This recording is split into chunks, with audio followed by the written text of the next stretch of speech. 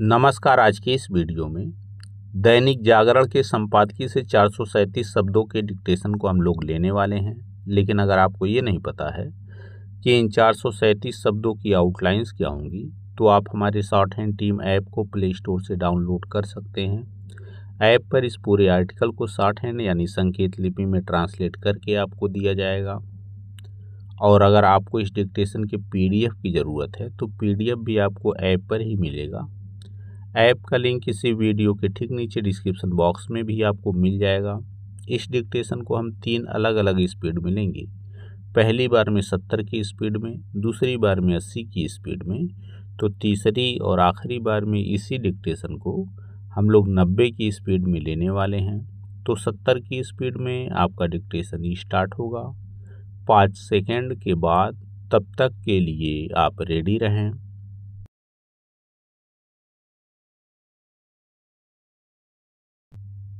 Start.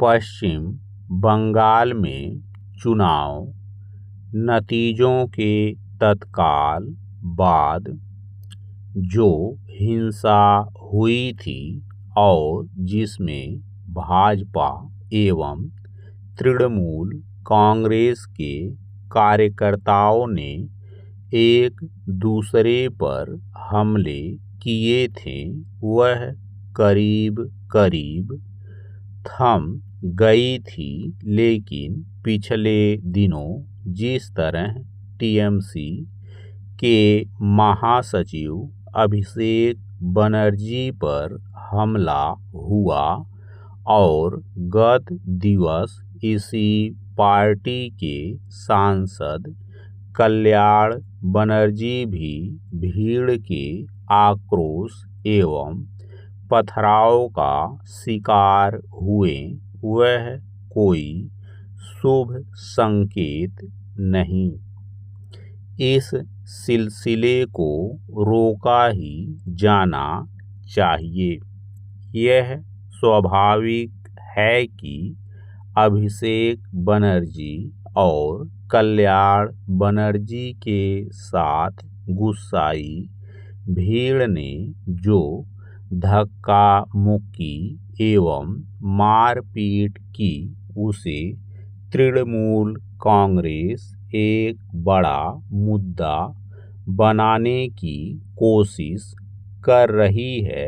लेकिन हालिया चुनाव के बाद जो हिंसा देखने को मिली, उसकी तुलना उस भीषण अराजकता से नहीं की जा सकती जो पिछले विधानसभा चुनावों में तृणमूल कांग्रेस की जीत के बाद देखने को मिली थी।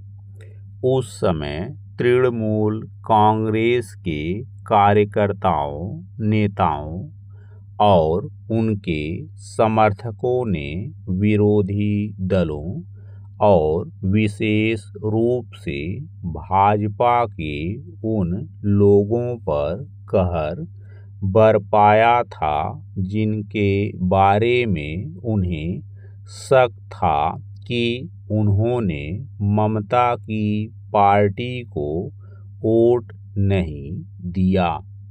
वह अराजकता इतनी भयावह एवं आतंकित करने वाली थी कि कई लोगों को अपनी जान बचाने के लिए असम में जाकर शरण लेनी पड़ी थी।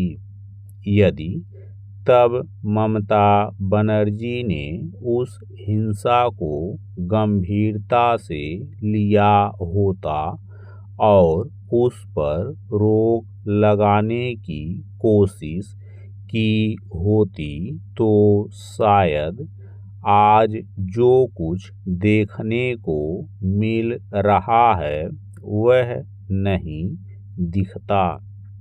यह दुर्भाग्यपूर्ण रहा कि ममता बनर्जी ने अपने शासन में कानून एवं व्यवस्था को कलंकित करने वाली उस हिंसा से पल्ला झाड़ लिया था। उन्होंने ऐसा ही उसके बाद की राजनीतिक हिंसा के मामले में भी किया। पैरा बंगाल के बारे में इसकी अनदेखी नहीं की जा सकती कि यहाँ राजनीतिक एवं चुनावी हिंसा का एक लंबा दौर रहा है। एक तरह से राजनीतिक एवं चुनावी हिंसा बंगाल की राजनीतिक संस्कृति बन गई है। भाजपा को प्राथमिकता के आधार पर हिंसा की इस संस्कृति को खत्म करना होगा।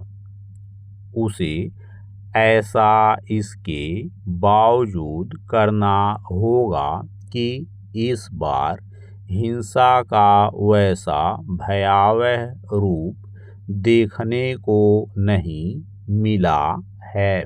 भाजपा सरकार को न केवल पुलिस प्रशासन को आवश्यक निर्देश देने होंगे बल्कि अपने नेताओं, कार्यकर्ताओं और समर्थकों को यह संदेश देना होगा कि किसी भी तरह की हिंसा को स्वीकार नहीं किया जा सकता। बंगाल में हर स्तर पर वास्तविक सुधार के लिए यह आवश्यक ही नहीं बल्कि अनिवार्य है कि कानून एवं व्यवस्था को ठीक करने को सर्वोच्च प्राथमिकता दी जाए। इससे ही राज्य सही तरह से पटरी पर आएगा। कोई भी राज्य सही तरह से तभी आगे बढ़ता है जब वहाँ कानून एवं व्यवस्था नियंत्रित होती है। स्टॉप। दोस्तों, इसी डिक्टेशन को दूसरी बार में हम लोग 80 की स्पीड में लेंगे और आपका समय स्टार्ट होगा 5 सेकंड के बाद। तब तक के लिए आप रेडी रहें।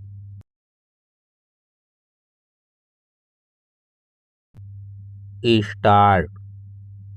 पश्चिम बंगाल में चुनाव नतीजों के तत्काल बाद जो हिंसा हुई थी और जिसमें भाजपा एवं तृणमूल कांग्रेस के कार्यकर्ताओं ने एक दूसरे पर हमले किए थे, वह करीब करीब थम गई थी। लेकिन पिछले दिनों जिस तरह टीएमसी के महासचिव अभिषेक बनर्जी पर हमला हुआ और गत दिवस इसी पार्टी के सांसद कल्याण बनर्जी भी भीड़ के आक्रोश एवं पथराव का शिकार हुए, वह कोई शुभ संकेत नहीं। इस सिलसिले को रोका ही जाना चाहिए। यह स्वाभाविक है कि अभिषेक बनर्जी और कल्याण बनर्जी के साथ गुस्साई भीड़ ने जो धक्का मुक्की एवं मारपीट की, उसे तृणमूल कांग्रेस एक बड़ा मुद्दा बनाने की कोशिश कर रही है। लेकिन हालिया चुनाव के बाद जो हिंसा देखने को मिली, उसकी तुलना उस भीषण अराजकता से नहीं की जा सकती जो पिछले विधानसभा चुनावों में तृणमूल कांग्रेस की जीत के बाद देखने को मिली थी। उस समय तृणमूल कांग्रेस के कार्यकर्ताओं, नेताओं और उनके समर्थकों ने विरोधी दलों और विशेष रूप से भाजपा के उन लोगों पर कहर बरपाया था जिनके बारे में उन्हें शक था कि उन्होंने ममता की पार्टी को वोट नहीं दिया। वह अराजकता इतनी भयावह एवं आतंकित करने वाली थी कि कई लोगों को अपनी जान बचाने के लिए असम में जाकर शरण लेनी पड़ी थी। यदि तब ममता बनर्जी ने उस हिंसा को गंभीरता से लिया होता और उस पर रोक लगाने की कोशिश की होती तो शायद आज जो कुछ देखने को मिल रहा है वह नहीं दिखता। यह दुर्भाग्यपूर्ण रहा कि ममता बनर्जी ने अपने शासन में कानून एवं व्यवस्था को कलंकित करने वाली उस हिंसा से पल्ला झाड़ लिया था। उन्होंने ऐसा ही उसके बाद की राजनीतिक हिंसा के मामले में भी किया। पैरा बंगाल के बारे में इसकी अनदेखी नहीं की जा सकती कि यहाँ राजनीतिक एवं चुनावी हिंसा का एक लंबा दौर रहा है। एक तरह से राजनीतिक एवं चुनावी हिंसा बंगाल की राजनीतिक संस्कृति बन गई है। भाजपा को प्राथमिकता के आधार पर हिंसा की इस संस्कृति को खत्म करना होगा। उसे ऐसा इसके बावजूद करना होगा कि इस बार हिंसा का वैसा भयावह रूप देखने को नहीं मिला है। भाजपा सरकार को न केवल पुलिस प्रशासन को आवश्यक निर्देश देने होंगे बल्कि अपने नेताओं, कार्यकर्ताओं और समर्थकों को यह संदेश देना होगा कि किसी भी तरह की हिंसा को स्वीकार नहीं किया जा सकता। बंगाल में हर स्तर पर वास्तविक सुधार के लिए यह आवश्यक ही नहीं बल्कि अनिवार्य है कि कानून एवं व्यवस्था को ठीक करने को सर्वोच्च प्राथमिकता दी जाए। इससे ही राज्य सही तरह से पटरी पर आएगा। कोई भी राज्य सही तरह से तभी आगे बढ़ता है जब वहाँ कानून एवं व्यवस्था नियंत्रित होती है। स्टॉप। दोस्तों, इसी डिक्टेशन को तीसरी और आखिरी बार में हम लोग 90 की स्पीड में लेंगे और आपका समय स्टार्ट होगा 5 सेकंड के बाद। तब तक के लिए आप रेडी रहें।